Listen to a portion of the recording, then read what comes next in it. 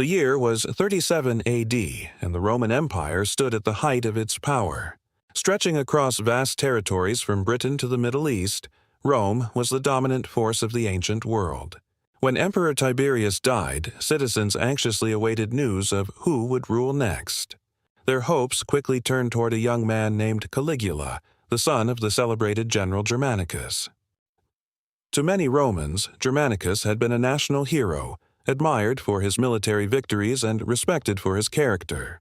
Because of his father's reputation, Caligula inherited enormous popularity long before he ever wore the imperial crown. As the announcement of his succession spread through the streets of Rome, celebrations erupted.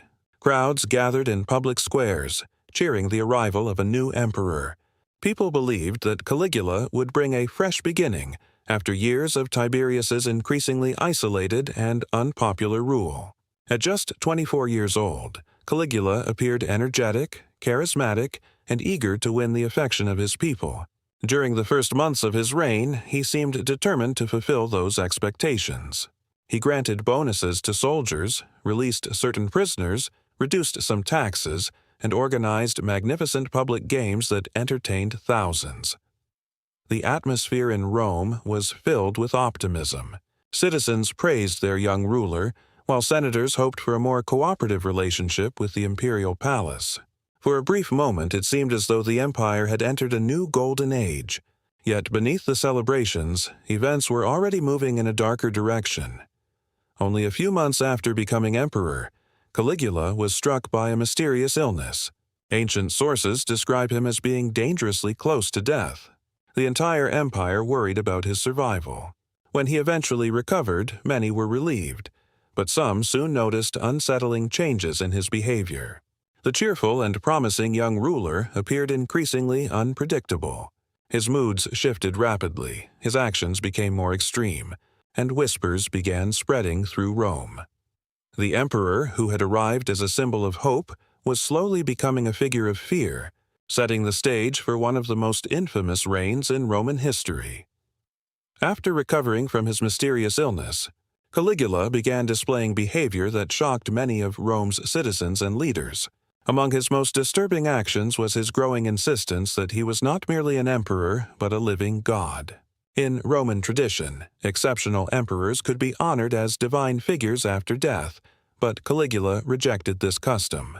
He demanded worship while he was still alive, expecting the people of the empire to treat him as a deity walking among mortals. At first, some dismissed his actions as arrogance, but the emperor's demands soon became impossible to ignore. He ordered temples to be built in his honor and encouraged sacrifices to be made in his name. Throughout Rome, statues of gods and heroes stood as symbols of religious devotion, yet Caligula reportedly ordered some of these statues altered so that they resembled his own face. Such actions disturbed many Romans, who viewed traditional religion as an essential part of maintaining harmony between the gods and the state. Caligula also enjoyed appearing in public dressed as various gods from Roman mythology. Sometimes he wore the attributes of Jupiter, king of the gods, carrying a thunderbolt and presenting himself as the ruler of both heaven and earth. On other occasions, he appeared as Apollo or other divine figures, blurring the line between emperor and deity. To his supporters, these displays demonstrated supreme authority. To his critics, they revealed dangerous levels of vanity and delusion. Perhaps the most controversial episode involved his reported plan to place a giant statue of himself inside the sacred Jewish temple in Jerusalem. Such a move would have violated deeply held religious beliefs and provoked outrage throughout the region. Tensions rose as local leaders desperately sought to prevent the order from being carried out. Fortunately for them, the plan was never completed. Through these actions, Caligula demonstrated a belief that no law, tradition, or religion stood above him. His growing obsession with divine status marked a turning point in his reign, transforming admiration into fear and raising serious questions about the emperor's state of mind. As Caligula's confidence grew, so did his contempt for the Roman Senate and the empire's most powerful citizens. The Senate had once been the heart of Roman government, a body filled with wealthy aristocrats and experienced statesmen.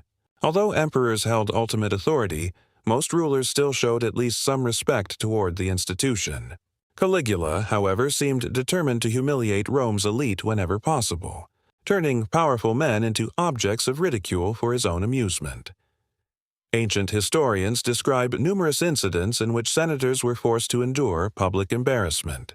Caligula allegedly made respected nobles wait for hours outside his palace, only to dismiss them without explanation. On other occasions, he reportedly compelled high-ranking officials to run alongside his chariot while he rode comfortably through the streets. Exhausted and humiliated, these men had little choice but to obey. Refusing the emperor's commands could have fatal consequences. The emperor appeared to enjoy demonstrating that rank, wealth, and political influence meant nothing in comparison to his power. Senators who had spent decades building their reputations found themselves treated like servants. Fear spread through Rome's upper classes as no one knew when they might become the target of Caligula's latest joke or insult. One story in particular became famous throughout history. Caligula owned a horse named Incitatus, which he treated with extraordinary luxury. According to ancient accounts, the horse lived in a marble stable, wore jeweled ornaments, and enjoyed privileges that many citizens could only dream of. Some writers even claimed that Caligula planned to appoint Incitatus as a consul, one of the highest offices in Rome. Whether he genuinely intended to do so or merely wished to mock the Senate remains uncertain. Yet the message was unmistakable. By suggesting that a horse could perform the duties of a consul, Caligula openly insulted Rome's political class. To him, the Senate was so worthless that even an animal could replace its members. These acts deepened resentment among the empire's elite. While Caligula laughed at their humiliation, powerful enemies quietly began accumulating around him. The emperor's desire to mock and dominate everyone around him was creating dangerous tensions that would eventually contribute to his downfall. As Caligula's reign progressed, the atmosphere in Rome grew increasingly tense and fearful. What had begun as a period of hope had transformed into a reign marked by suspicion, cruelty, and violence. The emperor's unpredictable nature left citizens uncertain about what might provoke his anger. A careless remark, a perceived insult, or even simple bad luck could place someone in danger. Across the empire, people learned to be cautious with their words and actions, knowing that the consequences of attracting the emperor's attention could be severe. Ancient historians describe numerous executions carried out during Caligula's rule. Some victims were accused of plotting against him, while others were charged with crimes that appeared minor or questionable. Whether every accusation was justified remains impossible to know, but the growing number of punishments created an atmosphere of terror. Wealthy nobles, military officers, and even members of influential families feared that they could become the next targets. Caligula also faced financial problems. His lavish spending on public games, extravagant construction projects, and personal luxuries rapidly drained the imperial treasury. To restore funds, he reportedly imposed heavy fines and confiscated the property of wealthy Romans. In some cases, individuals who fell out of favor with the emperor allegedly lost not only their fortunes, but also their lives. Such actions convinced many that no amount of wealth or status could guarantee safety. Public spectacles became another source of fear. Roman arenas had long been places of entertainment, but stories circulated that Caligula sometimes treated human suffering as a form of amusement. Whether exaggerated or not, these accounts strengthened his reputation for cruelty. Citizens whispered about the emperor's behavior in private, careful never to speak too openly. The constant threat of punishment affected every level of society. Senators distrusted one another. Nobles avoided drawing attention to themselves, and ordinary people worried about the future. Rome remained powerful, but beneath the surface, fear had replaced loyalty. Caligula's rule was no longer sustained by admiration or respect. Instead, it relied on intimidation and terror, creating a dangerous divide between the emperor and the people he governed. By the later years of his reign, Caligula's behavior had become so unpredictable that even his closest supporters struggled to understand his decisions. One of the most bizarre stories associated with the emperor emerged during a military campaign near the northern edge of the Roman Empire. Rome had long sought to expand its influence across the sea to Britain, and many expected Caligula to achieve a great military victory that would strengthen his reputation. Thousands of soldiers prepared for what appeared to be a major invasion, eager to prove themselves in battle and bring glory to Rome. The emperor led his forces toward the coast of Gaul, where the English Channel separated the continent from Britain. The army expected orders to launch an attack across the water. Instead, something strange happened. According to ancient historians, Caligula suddenly changed plans.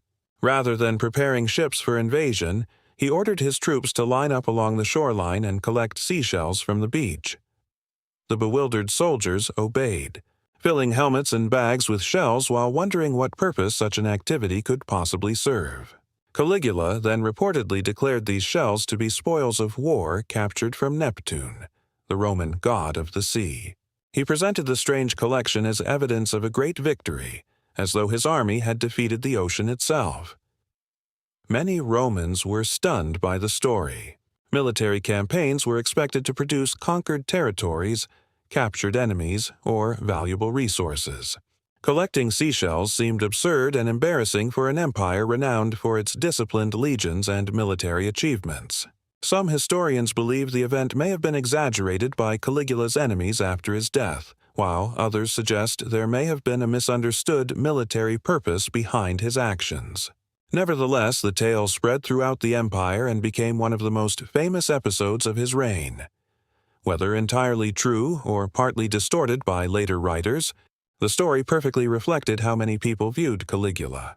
To them, he was a ruler capable of turning serious matters into spectacles, blurring the line between authority and absurdity. Each strange decision further damaged his credibility and increased doubts about his fitness to rule the Roman Empire. By the beginning of 41 AD, Caligula had ruled the Roman Empire for less than 4 years, yet he had already accumulated countless enemies. The senators he had humiliated, the nobles he had frightened, and the officials who had suffered under his unpredictable rule all shared a growing belief that the emperor had become a danger to Rome itself. Even members of the Praetorian Guard, the elite soldiers responsible for protecting the emperor, had begun to lose faith in him.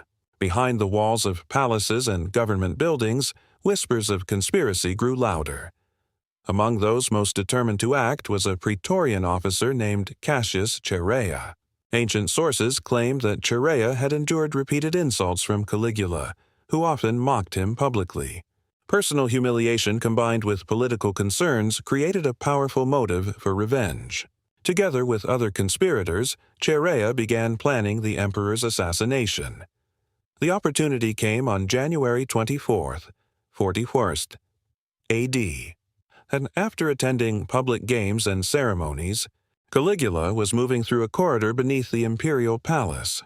Away from the protection of large crowds, the conspirators struck. Chaerea and his fellow attackers surrounded the emperor and stabbed him repeatedly. The assault was swift and brutal. Within moments, the ruler of the Roman world lay dead at only 28 years of age. The violence did not end there. In the chaotic aftermath, Caligula's wife, Caesonia, was also killed, and their young daughter met the same tragic fate. Rome suddenly found itself without an emperor, and uncertainty spread throughout the capital. Some senators even hoped to restore the old Roman Republic, ending imperial rule altogether. Instead, the Praetorian Guard quickly elevated Caligula's uncle, Emperor Claudius, to the throne. Stability returned, but Caligula's reputation endured. Ancient writers portrayed him as a symbol of tyranny, madness, and the dangers of absolute power. While modern historians debate how much of the surviving stories were exaggerated by hostile sources, there is little doubt that his reign shocked the Roman world. Nearly 2,000 years later, Caligula remains one of history's most infamous rulers. His brief reign serves as a powerful reminder that when power goes unchecked, fear can replace reason, and a nation's hopes can quickly turn into nightmares.